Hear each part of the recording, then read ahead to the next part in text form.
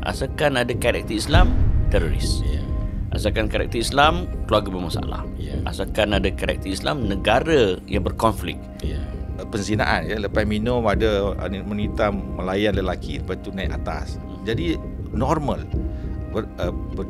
Bercumbuan itu dinormalkan. Zionism sebenarnya dia bawa ke arah satu dunia yang tidak mahu Tuhan sebenarnya. Dan kita percaya, dan saya percaya bahawa mereka ni merentas segala agama yang kita faham pun, iaitu dia menyembah iblis.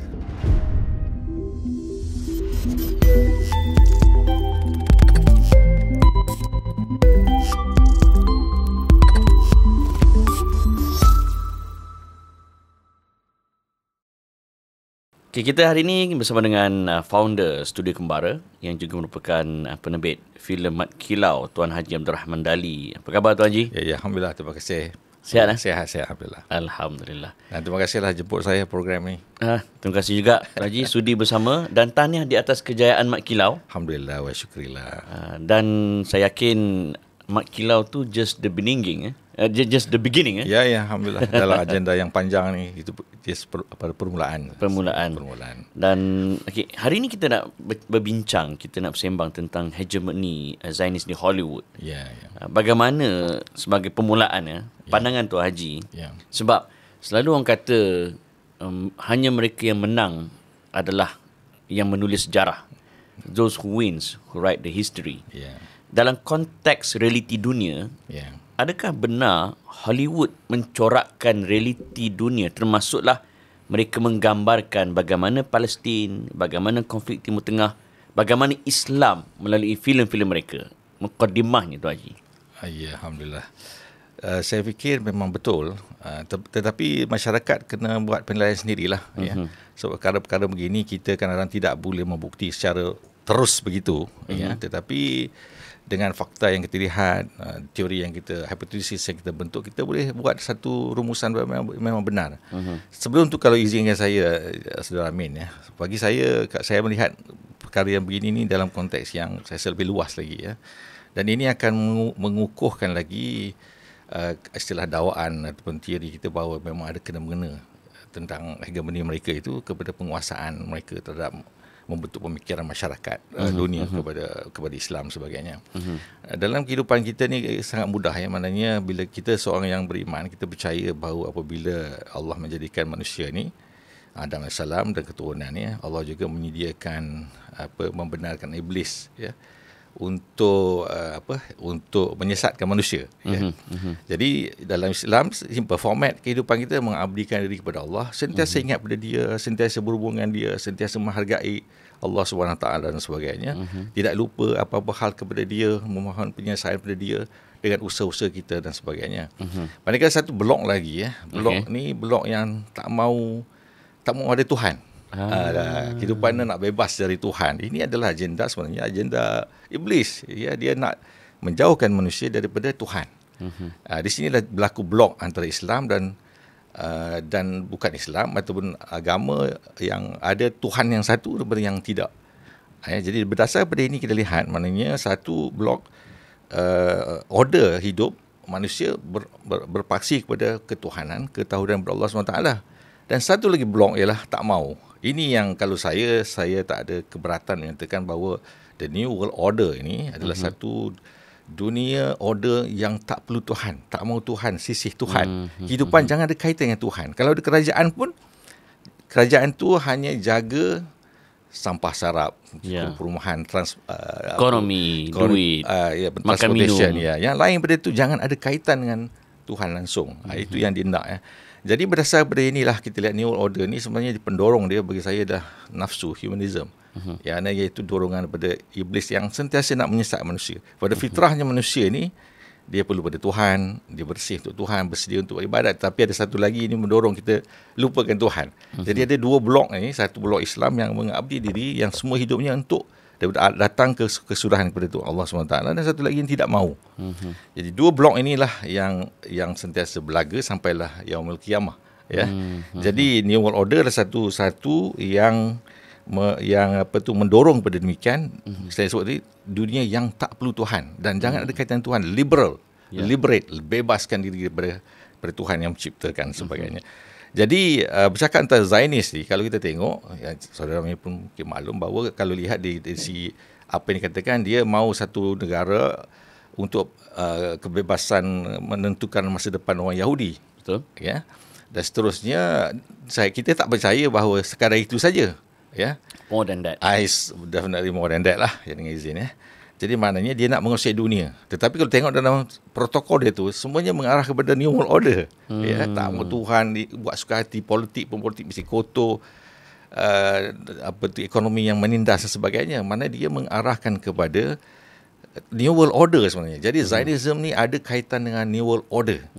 Ya, bukan sekadar Zionis yang setengah orang faham hanya nak satu negara yang hanya untuk mereka menentukan masa depan dia. Nak determine dia own future. Is far beyond that. Tapi mereka nak dunia ditentukan oleh mereka. That's right. Betul tu dengan izin. Jadi mana itu benda yang sangat serius. Ini benda yang perlu difahami oleh semua orang, termasuk orang Islam sendiri. Tanpa disedari, maknanya Zionism sebenarnya dia bawa ke arah satu dunia yang tidak mahu Tuhan sebenarnya. Dan kita percaya, dan saya percaya bahawa mereka ni merentas segala agama yang kita faham pun, iaitu dia menyembah iblis. Ini serius ni. Program kan jadi serius. Jadi itu kena clear. Saya rasa orang Islam kena faham ini. Maknanya ada blok yang memang nakkan kepada Tuhan. Dan ada satu lagi Islam, blok yang mereka dah lah tak nak agama, dan mereka nak menyebarkan message bahawa hidup ni tak perlu bertuhan. Saya tengok satu lagi Tuan Haji, kalau kita tengok secara subconscious, kita telah diinstall dengan filem-filem yang seronok, tapi secara tak langsung, macam yang Tuan Haji sebut tadi, ada unsur-unsur yang akhirnya dia memberi imej yang buruk pada Islam. Contoh Tuan Haji, asalkan ada karakter Islam, teroris. Asalkan karakter Islam, keluarga bermasalah. Asalkan ada karakter Islam, negara yang berkonflik. Contoh, bila kita dulu tak adalah generasi sekarang yang tak kenal Rambo. Kan? Dan mesti villainnya adalah yang beragama Islam, orang Arab, teroris. Dan walaupun ramai macam mana tentera sekalipun, dikalahkan oleh seorang tentera yang bernama Rambo. Kan? Soalan saya, apa sebenarnya mesej Barat nak sampaikan sebenarnya bila mereka membawa karakter-karakter Islam, karakter bangsa Arab? Macam mana Tuan Haji? Sebab itu saya kata dia ada kaitan yang pertama tadi. Hollywood ni sendiri, dia sudah pasti dia belakangnya siapa, ya. Jadi kita tak boleh begitu lurus mengatakan tidak ada apa-apa, it's a pure entertainment. Tidak, dia mesti ada di belakang. Dan siapa di belakangnya? Jadi yang belakang ni sebenarnya dia pendokong atau penyokong kepada yang konsep New World Order ini. Jadi musuh New World Order ini Islam. Ya. Yang menghalang berlakunya the complete New World Order ni adalah Islam lah, sebab satu blok yang mahu Tuhan, percaya pada Tuhan, satu blok kita tak mahu. Jadi bila Hollywood ni kita lihat semua, dia hampir semualah, kalau tidak apa pun dicelah-celah mungkin baik, tapi yang lain tu dia mendorong kepada tak perlu Tuhan, dan dia akan mengkerdilkan blok Islam, menggambarkan Islam tu teror, pengganas, supaya manusia yang di atas pagar akan melihat, akan menjauhkan Islam. Dan manakala orang yang buat Islam pula takut untuk menonjolkan lebih Islam tu kerana takut dicop sebagai teroris, maka dia istilahnya dia adjust diri dia. Kalau dia nak lebih suara, dia tak berani dah, kerana sekarang sudah kecoh tentang terorisme, ekstremisme, sehingga dia kena menyorok sedikit, istilahnya tak berani menyuarakan sepenuhnya apakah di dalam gaya dia hidup, cara dia, tak, sebab dia takut dicop oleh, mana dia berjaya untuk menyekat orang yang mahu marakan Islam supaya tidak dicop teroris. Maka orang Islam yang tak sedar ni pun mengencukkan diri supaya takut dicop. Dan orang sekali dia play safe, ataupun menenggelamkan diri. Dan yang di borderline ni, di tengah-tengah pagar, dia terus menjauhkan diri kerana bila dia gambarkan Islam tu teroris, mundur, inferior dan sebagainya, dia tidak mau kaitkan dengan diri demikian. Manusia ni biasalah, kalau orang tu bagus dia nak dekati, kalau orang tak bagus dia nak jauhkan diri. Jadi kalau digambarkan Islam tu buruk, lemah, terkebelakang, tak ada yang bagus, mengganas dan sebagainya, tak bertamadun, orang yang terbagar pun akan menjauhkan diri Islam dan tak mau dekat pun. Hatta tak faham Islam pun marah Islam sebab dia tak faham Islam. Jadi mana agenda dia berjaya lah.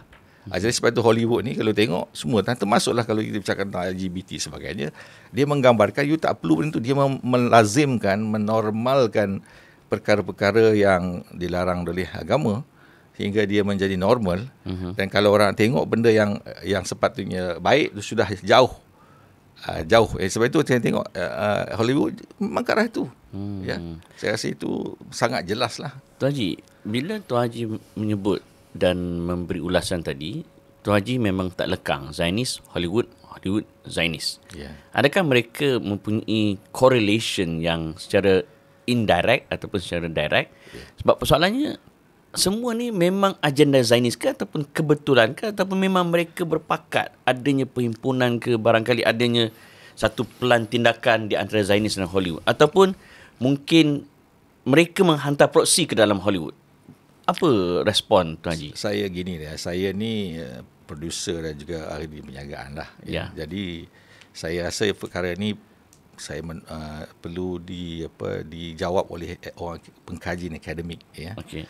Tapi saya buat saya punya deduction sendiri, saya punya conclusion sendiri. Ya. Jadi soalan itu saya rasa lebih sesuai, mungkin lebih diyakini jawapan dia atau lebih berauthority oleh orang yang mengkaji. Observation Tuan Haji? Okey, sebelum tu macam Universiti Islam, saya expect mereka ni lah orang yang mengkaji dalam demikian. UKM, UM dan sebagainya, dia kena bawa perkajian demikian. Hatta JAKIM pun kena mengesahkan demikian supaya dia sebarkan untuk menjaga kepentingan Islam, orang Islam, kefahaman, menjaga kefahaman Islam.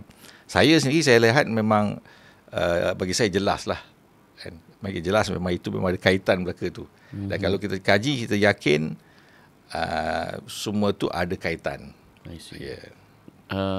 Sebab gini, bila kita tengok, saya sendiri adalah fan Marvel, saya fan movie-movie Disney, tetapi akhir-akhir ni terasa turn off.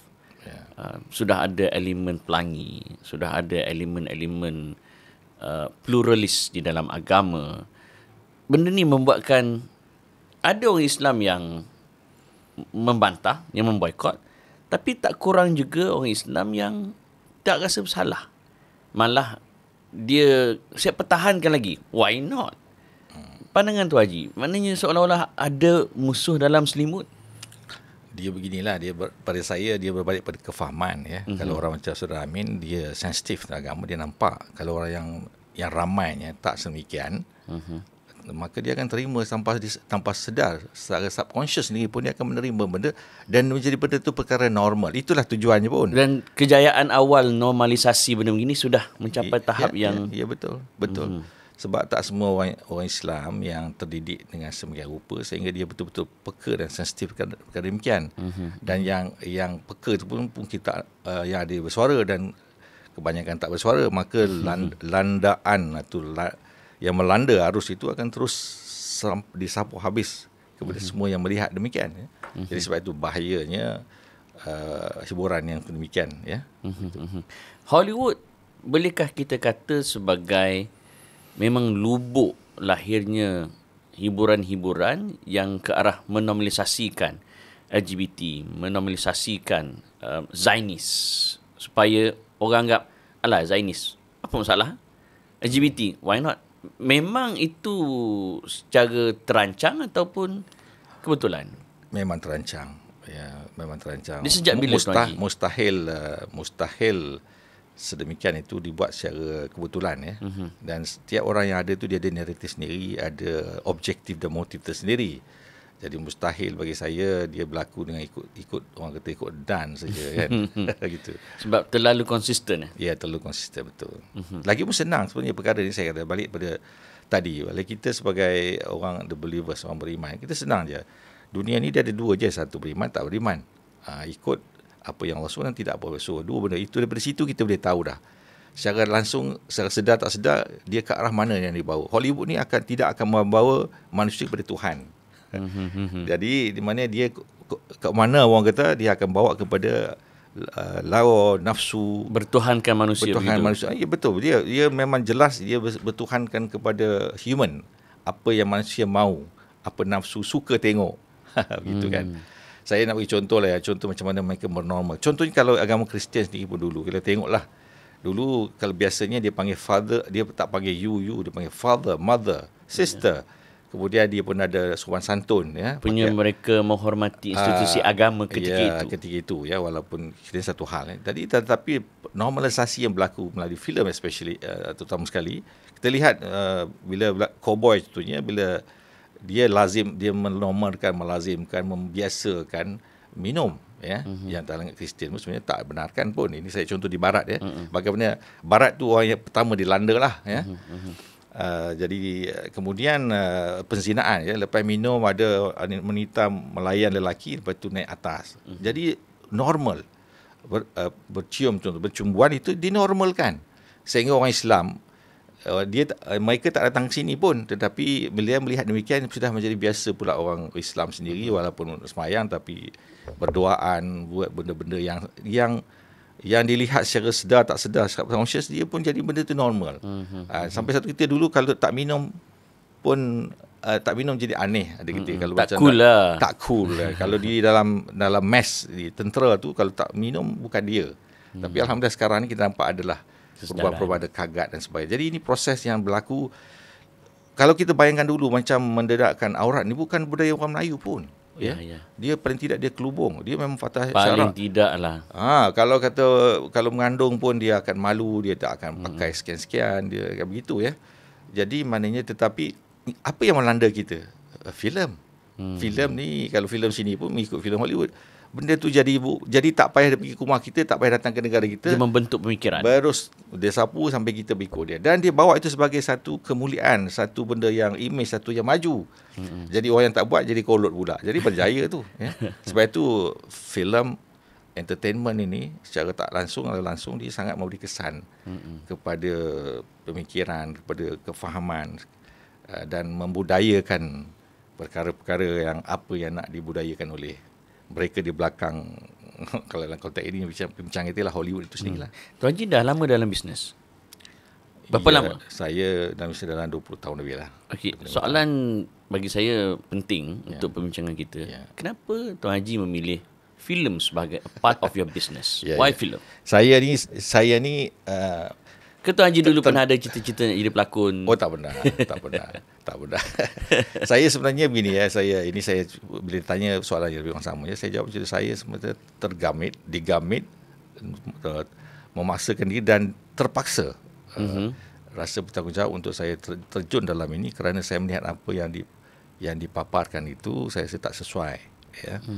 Kita perlukan hiburan bermanfaat, ya. Kalau zaman dulu yang bertamadun dulu pun, mana-mana pun yang elok saja yang dibenarkan mementaskan apa-apa. Naik stage yang bagus saja. Nak cerita pun yang bagus saja. Tak bagus tak boleh naik stage pun. Tak diberi penghormatan naik stage. Sekarang terbalik, ya. Zaman begini, kalau yang elok-elok jadi janggal, yang buruk-buruk jadi biasa. Tak ada orang tengok pun. Tak ada orang tengok. Jadi begitu. Jadi kita dah terbalik ni, sebab tu dunia ni dah jadi macam begitulah. Jadi jawab soalan tadi, mana memang saya rasa itu satu keperluan untuk saya mengisi kelompongan itu, memberi hiburan yang entertaining dan bermanfaat, ya. Dan mungkin boleh menyuntik bila kita rehat, kita perlu kerehatan. Tak semua orang yang sentiasa segar, bersemangat tanpa ada apa. Jadi hiburan itu memberikan kelegaan, memberi motivasi sebenarnya sepatutnya. Dan kalau kita melihat benda entertainment tu, dia akan memberi semangat baru. Hilang keletihan dia, memberi semangat baru, suntikan baru.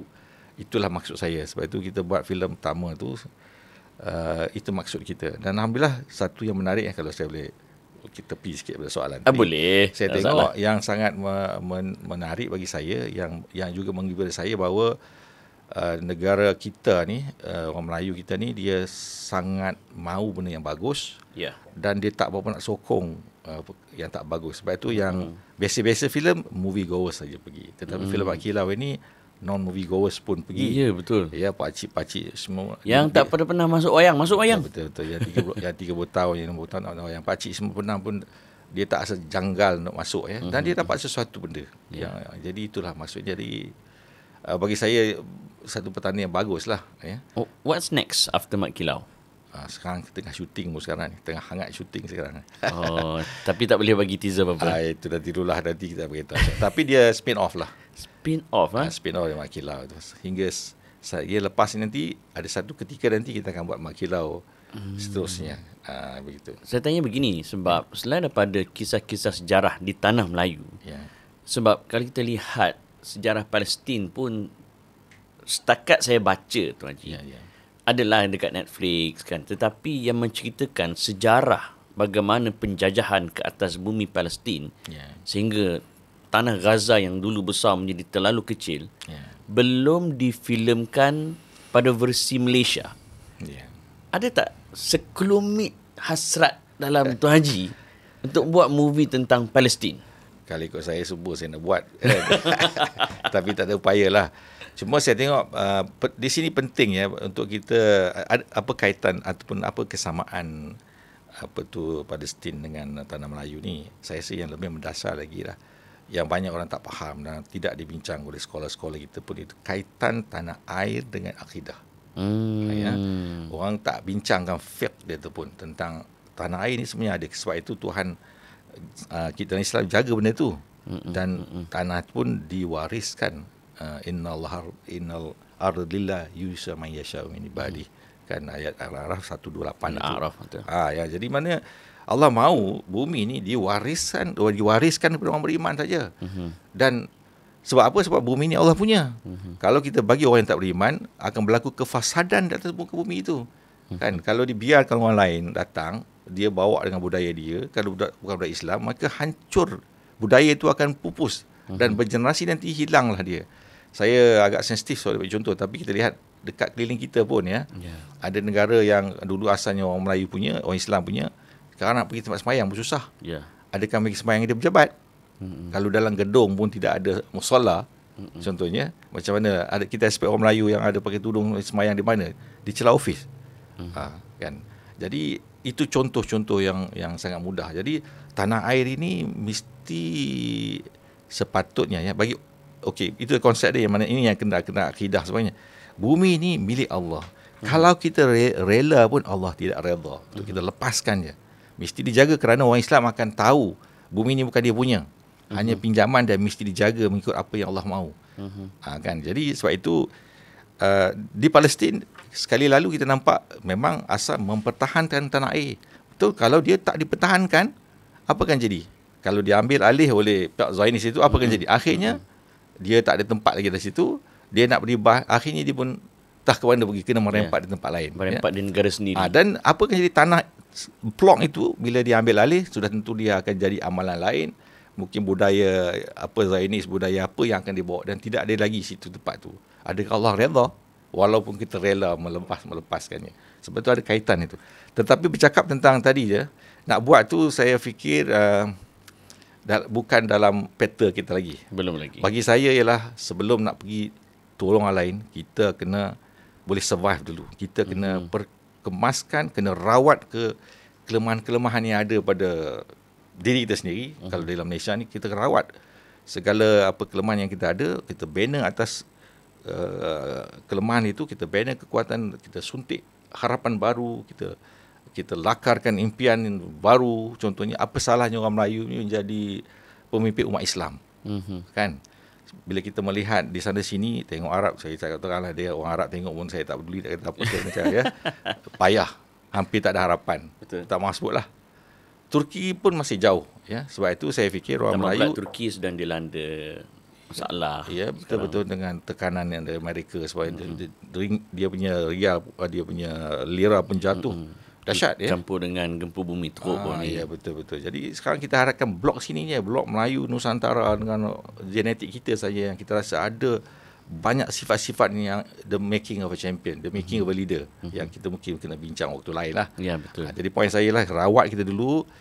Kalau saya cuba menggunakan arena hiburan bermanfaat ini untuk membantu sekadar kita mampu menyentikkan perasaan kepentingan menjaga tanah air, survive, bertahan, mesti bertahan at all cost, sebagainya lain dengan izin, dan bina keyakinan, rasa confident kepada seorang watak, seorang Islam tu, orang Melayu tu, dia mesti demikian rupanya, kan? Dia perbaiki diri dia, tingkatkan rasa harga diri dia, self esteem dia, kan?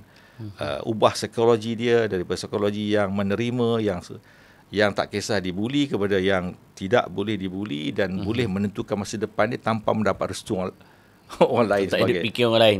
We decide by our ya, own jangan self. orang majoriti fikir macam minoriti. Orang minoriti fikir macam majoriti. Terbalik pula. Itu yang berat tu. Ya. Ini kerana apa? Kerana kita disogok dengan macam-macam. Dalam media-media ni kadang menceritakan segala keaiban. Dalam filem kita sendiri pun memburukkan kita lagi. Masalah apa, cerita pasal dengki lah apa macam dan sebagainya. Sehingga orang pun rasa jijik dengan bangsa sendiri. Padahal tak begitu sebenarnya, sebab dia tak gemburkan mana kebaikan. Sebab tujuan sepatutnya menaikkan semangat. Cukuplah dengan memburuk-burukkan tu. Jadi sebab itu bagi saya, kalau saya terlibat pun, kita perlu cukuplah dengan perkara yang perpahakan yang memalukan, yang menjatuhkan, menghilangkan rasa keyakinan diri kepada bangsa itu sendiri. Tapi kita bangunkan balik, angkat balik nilai-nilai yang bagus, supaya dengan tanpa sedar kita memupuk budaya baru lebih bagus. Jadi saya tahu saudara Amin pun seorang motivator kan. Kita motivate secara individu. Tapi kadang-kadang kita lupa motivasi skala bangsa. Ya, betul. Satu bangsa ni mesti dirangsang, mesti diberi harapan baru. Sanggup rawat segala kekurangan yang ada, tak banyak pun.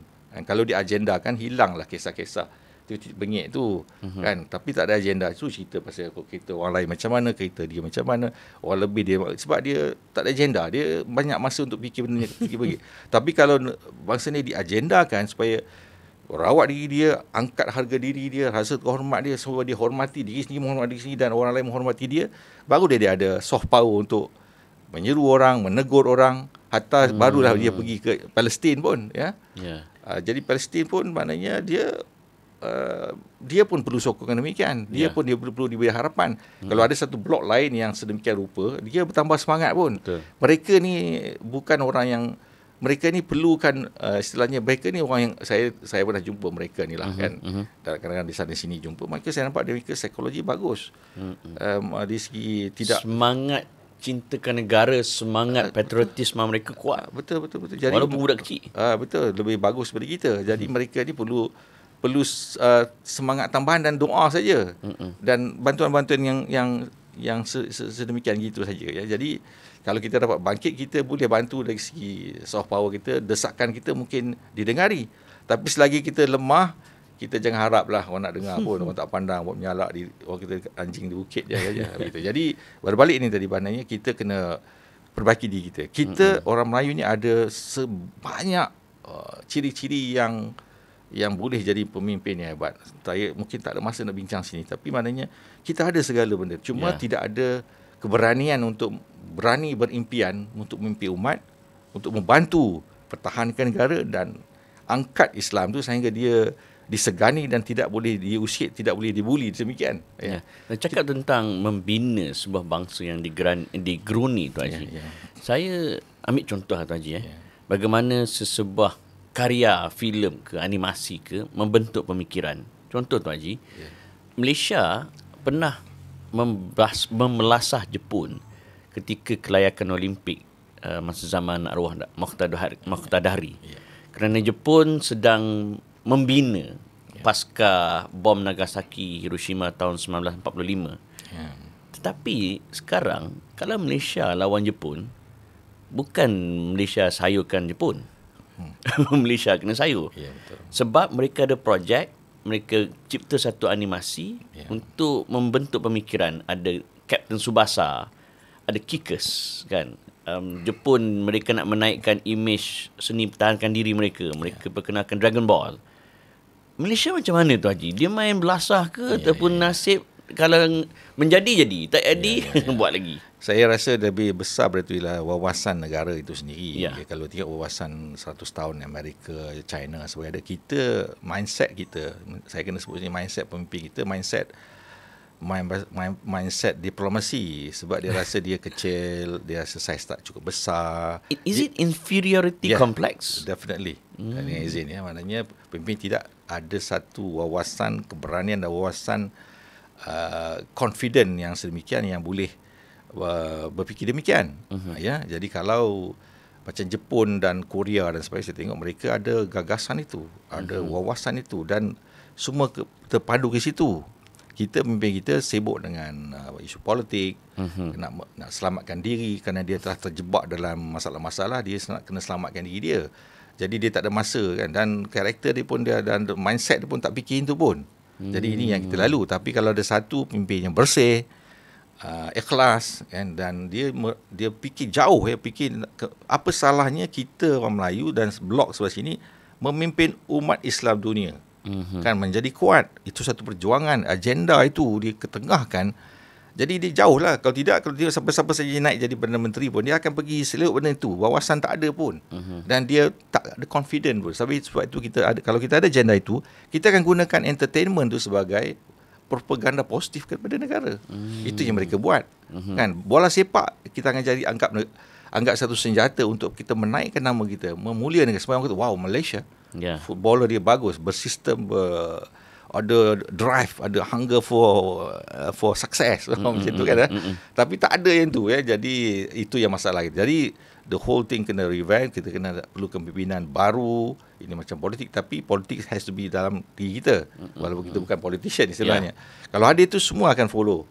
Tapi kalau tak ada itu, jadi masing-masing macam tak tentu hala kan, bola dengan cara dia dan apa, jadi tak ada agenda. Padahal kita kena mengangkat negara ini ke depan, dan negara itu bagi saya mesti dipaksi ke atas bangsa teras dia. Itu natural. Itu satu perbincangan lain pula. Ya, betul. Kalau kita semuanya sama-sama, jadi tak ada, dia takkan ke mana pun. Lepas itu bercakap tentang kebangsaan, nationally, racialism. Kita boleh bincang benda tu. Sebab kita tak boleh paksa, contohnya orang Cina untuk cinta pada orang Melayu. Orang Melayu maksudnya dia mesti ada bangga kaum bangsa mereka. Kita tak boleh paksa pun. Jadi kalau demikian, gunalah yang itu untuk satu kesepakatan untuk mengangkat, dan satu pihak kena terima apa yang industri yang sebelum ni dan yang ke depan, supaya dia jadi kuat. Kerana mesti ada core, ada satu trust, blok kaum itu mesti diterima kuat untuk dia maju. Begitu. Ini satu bincang lain. Tetapi poin saya ialah maknanya kenapa tak jadi maju macam itu, sebab tidak diagendakan. Filem tak agenda. Sebab itu kita tengok dalam perfilman tidak diagendakan. Tidak agendakan. Tak ada hidup, tak beragenda. Tak ada risalah lah orang Islam. Kalau agenda pun bila tukar menteri, agenda jadi berubah. Jadi di Jepun 6 bulan tukar Perdana Menteri pun life goes on, dan dia sampai. Agenda tu sama. Ya, dia sampai satu blok ini wawasan 100 tahun. Maka kita kena ikut. Tukar siapa pun dia dah ada. Dia punya blueprint dan sebagainya. Every pecahan-pecahan 20 tahun, 5 tahun kena ada tu. Bagus. Kita tak ada. Hatta orang Islam keseluruhan, dia perlu satu order baru pun. Dalam keadaan kita tidak ada blueprint, sama ada secara tak sengaja ataupun sengaja, adalah sedikit yang kita boleh banggakan. Antaranya Tuan Haji, tadi saya sebut tentang Marvel film, cukup berjaya ketika phase 1, phase 2, phase 3. Tapi sekarang ini seolah-olah Marvel film dah mula jatuh kerana mula timbul fenomena baru, iaitu fenomena anime, yang ada satu anime bernama Demon Slayer. Wujud karakter macam Tanjiro Kamado, siapa lagi, Shinobu, Inosuke.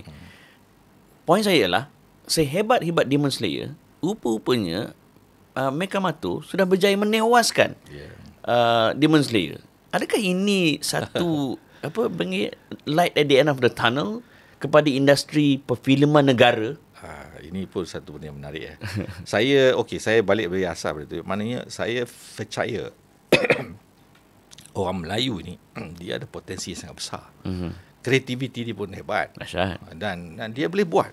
Dan itu purely produk Malaysia. Betul. Dan memang boleh buat. Orang kita ni dia ada banyak podium finish istilahnya. Kan dalam sukan-sukan yang berani pun dia ada. Racing dia boleh, racing motosikal dia podium finish, dia kereta dia boleh. Dia dari si management kita ada top 500 ada. Petronas for instance, dia one of the best company. Bank pun kita. Jadi kita ada segala-galanya, semua tidak dikumpul sekali, dia letak satu wawasan dan sebagainya. Jadi Mekamoto ni satu bukti, maknanya kita boleh buat. Dan lebih dari itu kita boleh buat. Sebab kita memang disebut bangsa yang sangat kreatif. Jadi cuma kalau kita sebab itu perlu ada arus yang begini. Kalau kita banyak, dia breakthrough. It's a confident breakthrough. Macam kita, kalau kita wakilah boleh break macam tu, bagi motor break macam mana, membanyakkan lagi kejayaan-kejayaan sehingga kita rasa kita buat deduction sendiri, orang Melayu boleh. Itu yang kita nak sebenarnya. It is the psychology breakthrough ni diperlukan banyak lagi. So momentum ni perlu dikekalkan. Banyakkan dengan izin success story ni supaya mudah dikatakan bangsa kita boleh. Atau kita boleh mencalonkan diri, dan tak salah mencalonkan diri untuk kita tampil dalam umat Islam, kita je yang memimpin umat itu. Dan sangat diperlukan dan boleh diterima. Dengan sedikit leap yang ada ni, satu kebanggaan kita ni dah nak ujung-ujung ni Tuan Haji. Tak perasan kita. Apa nasihat Tuan Haji agar industri filem kita, industri hiburan kita sedikit sebanyaklah dapat membantu di dalam memberi, kalau tak menyelesaikan pun, kesedaran untuk membantu umat Islam di Timur Tengah, konflik Palestin, agar dia bukan sekadar kita berdoa saja, tapi diiringi dengan tindakan dan pelan yang punya agenda yang betul-betul membumi. Tuan Haji. Oh, soalan payah tu sebab dalam industri ni pun kita nak mengenengahkan bermanfaat pun baru peringkat awalan ya. Bukan senang Tuan Haji. Saya harap bila kita buat lagi filem sana sini sebagian dan dia melakar kejayaan-kejayaan, saya sedia dengan sendiri terdorong demikian. Tapi saya rasa benda itu boleh dilakukan, mungkin kalau tidak pun masa terdekat, tapi saya rasa diberi masa boleh. Kita pun kena pakat-pakat kawan-kawan pemain industri ni untuk agendakan perkara ini. Adakah sudah tiba masanya ahli-ahli agama pun mula participate supaya bukan hanya berceramah di Masjid Surau? Betul. Saya bagi tahu kalau di ceramah ni orang yang sama je. Tu tidur pun. Jadi tak sampai. Tapi kalau filem ni, okey gini saya cerita. Saya pergi jumpa geng Bos Dark ni yang buat filem yang masyhur sampai beratus juta orang tengok sampai ke Brazil tengok. Dia kata kalau Rasulullah ada pun dia kata mungkin dia akan jadi pengarah filem atau producer. Sebab itu media sekarang ni menyampaikan dakwah. Sekali kita buat filem berapa juta orang tengok. Kalau kita kena mungkin satu dunia boleh tengok. Sebab itu benda yang peluang yang di samping itu, sebaliknya kita boleh buat demikian. Jadi bagi saya kalau bercakap tentang ulama, memang dia kena buat begitu pun. Dan gunalah apa yang ada dan beri sokongan bagi saya, bukan bagi kesempatan. Benda yang baik ni pergi makmurkan. Dan saya satu lagi saya puji sambil-sambil ni. Kalau benda yang tak bagus, satu bangsa itu bangkit untuk melarang macam itu bagus Merdeka. Itu bagus. Terbang bagus. Negara lain dia biar je. Ini satu sebab saya kata kita ni prospek untuk memimpin. Sebab masih ada nakal-nakal pun, jahat-jahat lemah-lemah pun dia ada geram pun. Dia tak semayang pun tapi dia tengok dia geram. Itu istimewa orang Melayu ni. Istimewa. Jangan cukup lah kalau kata yang negatif. Tapi yang positif sangat banyak. Berderet nak bincang boleh 1-2 jam tak habis. Apa kebaikan-kebaikan, apa pencapaian dulu, genetik dia macam mana, kita boleh bincang yang tu. Jadi maknanya sini kita ada harapan dan kita memang, bagi saya is the champion in the making, is the leader in the making.